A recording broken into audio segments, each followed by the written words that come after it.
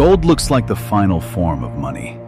It is heavy, scarce, difficult to fake. It survives fire, flood, dynasties, and war. For thousands of years, people crossed deserts, oceans, and battlefields to possess it. Kings stored it. Merchants trusted it. Empires measured glory in it. So here is the contradiction. If gold was the most trusted form of wealth the world had ever known, why did the most powerful empires on earth slowly move away from it? Why did they choose paper? Why did they choose bonds, ledgers, signatures, and promises over metal you could hold in your hand? That choice changed more than currency. It changed how wars were financed, how states taxed, how debt expanded, how ordinary people saved, worked, obeyed, and suffered. Because money is never just money. Money is a system of trust. And once power learned it could govern through paper instead of metal, society itself began to change.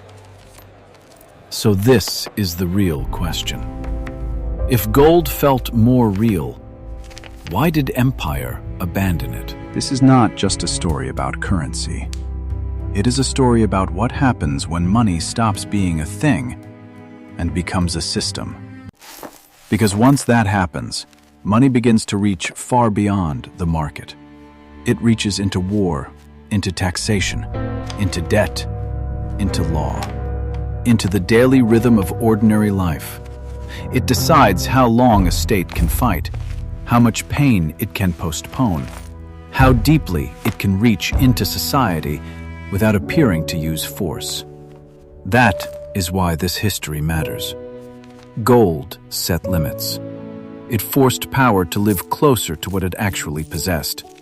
Paper changed that. Paper allowed rulers to spend before they collected, to borrow before they produced, and to govern through claims on the future rather than metal in hand.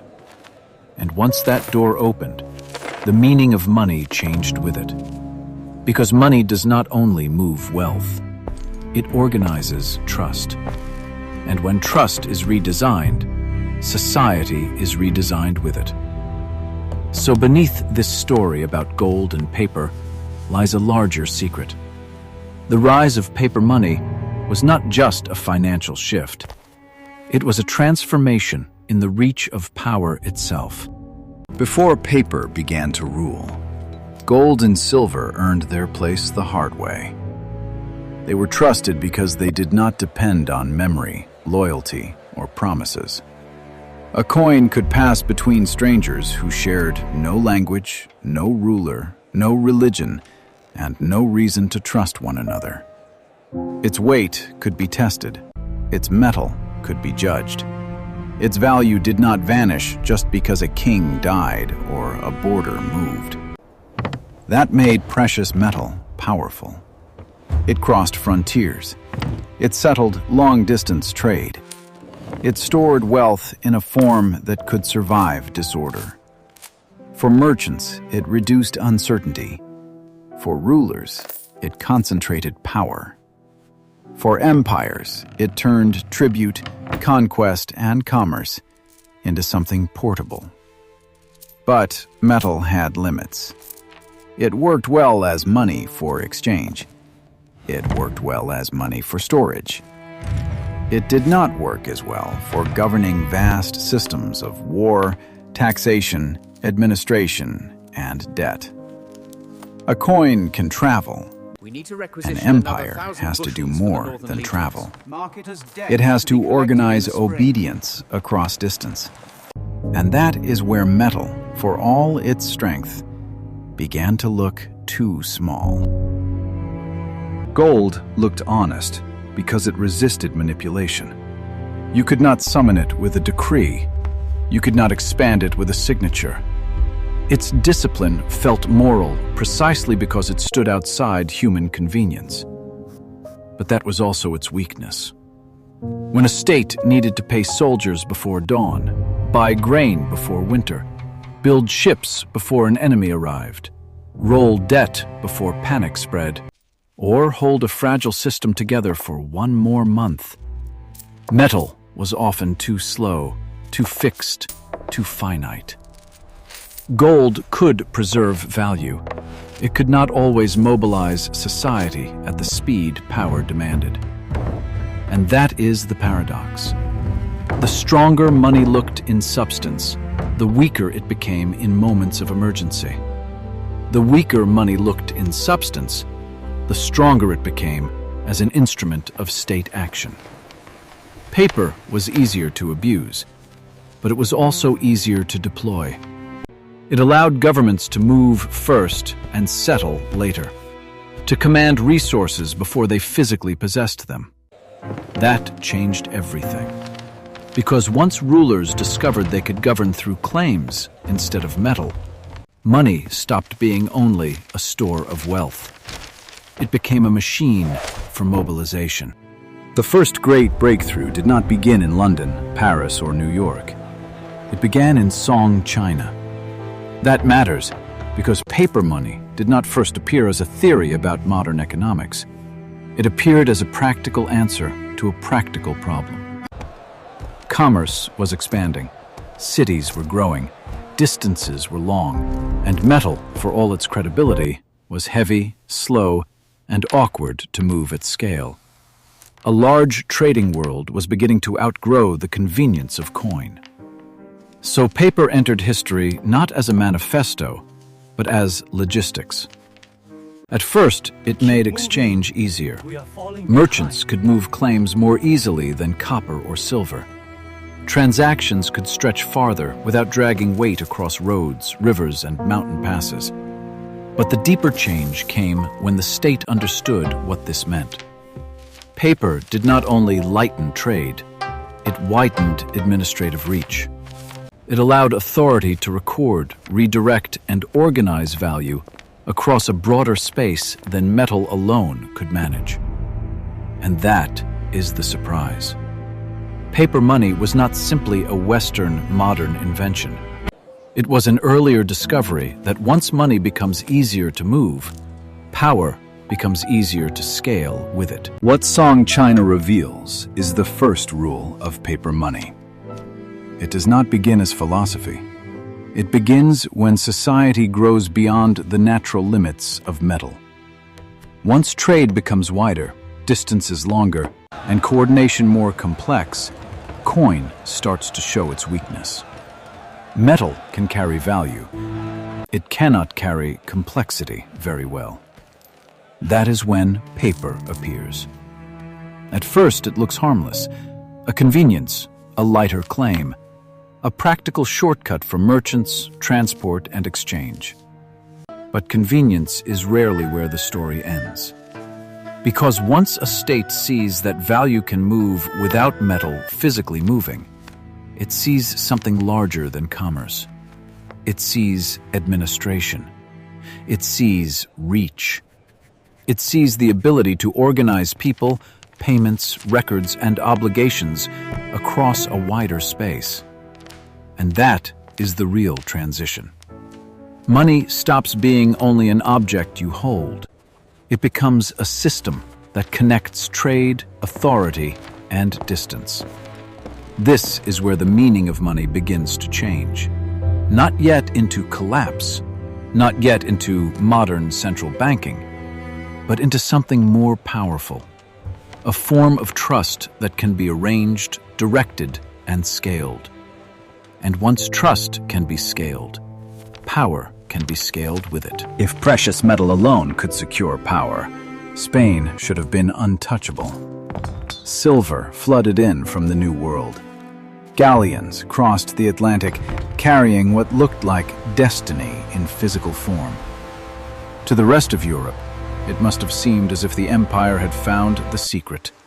Endless treasure, endless reach, endless strength. But treasure is not the same as structure. Spain had silver. What it did not have was a fiscal machine deep enough to carry the scale of its imperial ambitions. Its tax base was narrow. Its wars were expensive.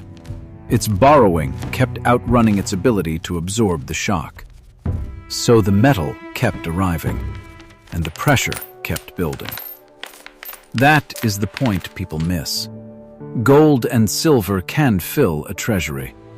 They cannot repair weak institutions. They cannot widen state capacity by themselves. They cannot make an overburdened empire sustainable. And when debt grows faster than structure, bullion stops looking like strength. It starts looking like collateral. Spain teaches a hard lesson. A river of silver does not save a system that cannot govern its own arithmetic. Metal can enrich power for a time. It cannot replace the machinery that makes power durable. Spain leaves us with a colder lesson. The question was never simply whether a state possessed gold or silver. The real question was whether it could turn wealth into structure. Could treasure become taxation? Could taxation become credit? Could credit become durable power rather than temporary display? That is where the difference lies. A chest of silver can impress a court. It cannot by itself build a reliable fiscal order. It cannot guarantee collection. It cannot deepen institutions. It cannot teach a state how to absorb war, debt, and distance without slowly coming apart. And this is where the story becomes more serious. Because once we stop thinking about money as treasure, we start seeing it as architecture. Not what a ruler owns, but what a system can organize. That is the shift. From bullion to balance sheet, from conquest to administration, from visible wealth to invisible capacity. Money changes society most deeply at that level. Not when it dazzles the eye, but when it quietly decides whether a state can turn resources into obedience, credit into endurance, and wealth into order. That is the real threshold Spain could not fully cross. The real turning point came with Britain. Not because Britain discovered more gold than everyone else, not because metal suddenly stopped mattering, but because Britain built something more powerful than a treasure room. It built a system. Public credit, a central bank, government bonds, a deeper tax structure, and above all, a growing belief that the state could keep extracting revenue in the future. That belief changed everything. Because once lenders trust that a government can tax tomorrow, they will lend to it today. And once a state can borrow at scale, power no longer depends only on what sits in a vault. It depends on what can be mobilized in advance. That was the breakthrough. Britain did not simply store wealth. It learned how to organize future wealth before it arrived. This is where paper truly begins to defeat gold. Not by being more solid, but by being tied to institutions strong enough to make promises believable. That is why modern empire looks different from old empire. A metal empire can accumulate treasure. A credit empire can finance war, fleets, trade, and administration on a much larger scale. In that shift, money stopped being mostly possession. It became credibility. This is the larger mechanism. Paper money served empire better because empire does not move at the speed of savings. It moves at the speed of urgency. War cannot wait for next year's taxes. Fleets cannot wait for mines to yield more metal. A fragile state cannot wait for revenue to arrive in perfect sequence. It has to act first. That is why paper mattered. It gave power something gold could not easily provide: speed, elasticity, and advanced command over resources not yet collected. A state could borrow first, spend first, fight first, and only later try to gather the revenue that would justify those decisions. That changes the nature of money completely. Money is no longer only a store of value. It becomes a bridge between present power and future extraction. And that bridge is political. Because once rulers can pool tomorrow's wealth into today's emergency, they can govern beyond the limits of what they physically possess. They can postpone pain. They can expand war. They can sustain administration across distance. They can keep society moving while the bill remains somewhere ahead. That is why paper defeated metal in imperial history. Not because it was truer, but because it let power arrive before payment did. War pushed the argument to its limit. As long as conflict stayed smaller, metal could still pretend to be enough. But modern war changed the scale of everything. Industrial war does not consume only bullets and uniforms. It consumes steel, coal, railways, food, medicine, ships, wages, pensions, and debt all at once. It burns through entire societies, not just armies. That is where gold began to lose. Not because it lost its beauty, not because rulers stopped respecting it, but because metal could not expand fast enough for states fighting for survival. And survival changes priorities. When governments fear defeat, invasion, collapse, or revolution, they do not defend gold at any cost. They defend mobilization. They defend payroll. They defend supply. They defend the machinery that keeps war, and therefore the state itself, alive for one more month. That is the crucial shift. In peace, gold looks like discipline. In existential war, it begins to look like a cage. Paper breaks that cage. It lets governments spend before victory, borrow before recovery, and move resources at a scale that metal alone could never sustain. From that moment on, money was no longer just wealth. It was war capacity. After the First World War, Britain tried to restore the old dignity of gold.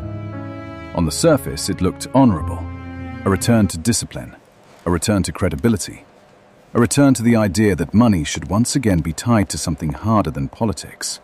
But history is cruel to elegant ideas when society is too weak to carry them. Going back to gold at the old pre-war parity did not simply defend a currency. It imposed pressure on wages, industry, and employment. The pound looked respectable. The country underneath it began to strain. Deflation is often described as a technical adjustment. In real life, it feels like compression. Factories slow, jobs disappear, labor hardens, strikes spread, and ordinary households are forced to absorb the cost of protecting a monetary symbol. That is the deeper lesson. A state can honor metal and still wound its own society. Britain eventually left gold again, not because gold had become meaningless, but because survival demanded flexibility. And once again, paper won. Not in triumph, not in purity, but in the harder language of political reality. When forced to choose, states often abandon monetary virtue before they abandon social survival. The final break came through the United States. Not in one clean moment, but in stages. In 1933, gold was pulled farther from everyday monetary life. In 1971, the last formal link between the dollar and gold was cut for the wider international system. 2 decisions, 2 thresholds, 1 direction. And the reason was not that gold had become worthless. It was that gold had become too narrow for the scale of the world now being built. By then, money had to support more than trade. It had to carry mass credit, state debt, industrial war, consumer expansion, global settlements, and financial markets stretching across continents. Gold could still symbolize restraint. It could still store value, but it could no longer flex enough to anchor a system this large without constantly tightening it. That is the deeper meaning of 1933 and 1971. The center of monetary power was no longer choosing between honesty and fraud. It was choosing between rigidity and governability. And governability won. Both 1933 and From that point on, 1971 taught us paper that money no rigidity longer cannot sat govern in the crisis. shadow of We need gold. active policy tools, At the not center just of reserve. world power, it had fully replaced it. Not because metal stopped mattering, but because empire, debt, trade, and finance had grown too vast to live inside a vault. But paper money did not win without a cost. It gave states more room to breathe, more room to borrow, more room to survive crisis, war, and expansion. It also gave them more room to postpone pain. And postponed pain does not disappear. It moves. It moves into savings, into wages, into rents, into the slow erosion of what ordinary households thought they had secured. That is the darker side of flexibility. Paper allows a government to extend time, but time is rarely free. Someone absorbs the delay. Often it is the saver, watching value thin out quietly. Often it is the worker whose pay arrives in money that buys less than it did before. Often it is the middle class, disciplined enough to hold claims, but not powerful enough to protect them. That is the trade. When trust is strong, paper feels like strength. It lets the system bend without snapping. But when trust begins to fail, the same paper reveals what it always was: a promise. And a promise is only as durable as the institutions, discipline, and belief behind it. When those hold, paper can organize a civilization. When they crack, paper stops looking like money. It starts looking like delay made visible.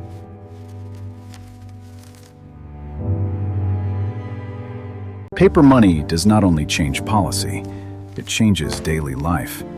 It changes the meaning of a paycheck, the meaning of rent, the meaning of savings, the meaning of debt. It changes how households plan, how governments promise, and how societies decide who must absorb uncertainty first. That is where monetary history becomes personal. A shift in money does not stay inside a treasury. It reaches the grocery line, the mortgage payment, the wage negotiation, the pension statement, the price of staying warm, the cost of waiting. And the burden does not land evenly.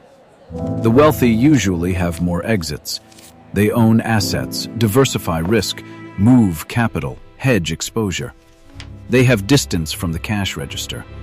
The poor do not. They live closest to price. They feel the shock first in food, fuel, transport, medicine, and rent. Before economists name the pattern, ordinary people are already living inside it. That is the social truth paper money reveals. It can stabilize a state while destabilizing parts of society. It can protect the system while quietly redistributing pain. And once people begin to feel that gap, money stops being abstract. It becomes a test of trust in everyday life. Today, almost nobody asks the old question anymore. Can this currency be redeemed for gold? Question anymore. That is not how modern monetary trust is tested. The deeper question now is colder. Can the state still tax? Can it still borrow? Can it still enforce contracts, absorb shocks, and persuade society that tomorrow will function? That is where modern money lives. Not inside a vault, but inside law, public debt, central banks, administrative reach, and shared belief. A currency now survives less by metal behind it than by the system around it. That is why this history is not remote. It is about the world you already live in. Your salary, your mortgage, your savings, your prices, your pension, your sense of economic safety, all rest on whether institutions still hold, whether obligations are still honored, and whether the public still believes the structure can endure. This is the modern threshold. money is no longer judged only by what it can be exchanged for. It is judged by whether the state behind it can still organize trust at scale. And that means monetary history is no longer just about gold. It is about governability. In the end, the distinction is stark. Gold is a limit. Paper is mobilization. Gold tells power to wait. Paper lets power move first. That is why empires kept choosing it. Not because paper was more honest, not because metal became meaningless, but because rulers wanted more time, more war, more reach, and more room to govern beyond what they physically possessed. And once that choice was made, money changed its role. It stopped being only a medium of exchange. It became a way of organizing society, a way of pulling resources forward, a way of extending state power across distance, a way of deciding who bears pressure first and who is protected long enough to survive it. That is the colder truth behind the rise of paper money. It was never just a financial innovation. It was a political technology. Gold measured what existed. Paper allowed power to act on what had not yet arrived. And from that moment on, money no longer simply reflected civilization. It began to actively shape it. So in the end, this was never just the story of paper defeating gold. It was the story of power defeating restraint. Gold forced rulers to live closer to what they actually had. Paper allowed them to live on claims, on confidence, on organized belief backed by the state. And once that door opened, the modern world followed. From that moment on, money no longer sat quietly in a chest. It lived inside institutions, inside debt, inside law, inside war, inside the daily promise that tomorrow will still function. That is the shadow every modern society now lives under. Not the shadow of metal, but the shadow of a state-backed promise large enough to organize an entire civilization. And that is why the history of money is never only about money. It is about the shape of power itself.